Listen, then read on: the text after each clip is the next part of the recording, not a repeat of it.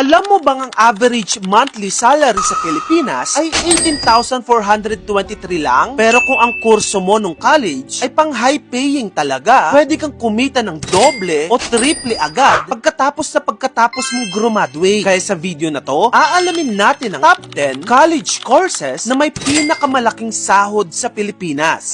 Yan ay ayon sa legit salary data mula sa Indeed, Jobstreet, Talent.com at iba pa. Number 10, Pharmacy. Average monthly salary, 22,240. Yan ay ayon sa Indeed Philippines. Mataas ang demand ngayon sa mga pharmacies dito sa ating bansa, lalo na sa mga ospital at butika. Steady ang sahod. Kung may sarili kang pharmacy, mas malaki ang pwede mong kitain. Number 9, Architecture. Average monthly salary, 25,970. Yan ay base mismo sa Indeed Philippines. Kung may hilig kang mag-design ng arkitektura ng bahay, buildings at dream spaces, ito na yon. Ang mga architects ay pwedeng mag-freelance o magtrabaho sa mga firms. Number 8, Engineering. Average monthly salary, 27,000 pesos. Sa mga civil, electrical, or mechanical engineers, hindi lang above average ang sahod, kundi mataas din ang respeto natin sa mga engineer dito. Kailangan ng isang bansa ng mga engineers para sa kanyang development. Number 7, Computer Science or IT. Average monthly salary after graduation, 28,074. Yan ay ayon sa Talent.com Philippines. Gusto mo bang maging programmer, web developer, cybersecurity expert? Nako, dahil pasok itong mga ito sa top earners dahil tech is the future. Ang bawat kumpanya sa Pilipinas, kailangan ng mga IT graduates. Number 6,